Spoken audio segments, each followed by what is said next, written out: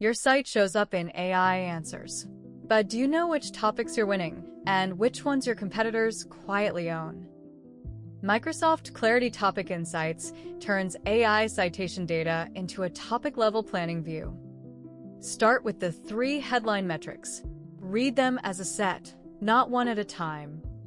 Competitive share, citation rate, and average answer contribution. Each combination points to a different action, coverage, depth, concentration, or protection. Next, find the authority gap. The share of authority panel shows who really dominates a topic. If other leads the chart, the market is fragmented. Study source formats instead of chasing one competitor.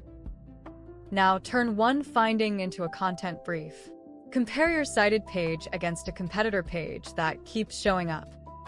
Identify what's missing, a setup step, a worked example, a limitation, or hard evidence. Then plan one improvement with a clear way to check if it worked. Run this as a 20-minute weekly rhythm. Confirm the data, compare the metrics, inspect authority, and pick one action. One warning: if your dashboard suddenly looks empty, check the data connection first. A CDN traffic drop can stop your edge logs. Give it a few hours before calling it a visibility problem. One topic, one finding, one action. That's how you turn AI citations into real content priorities.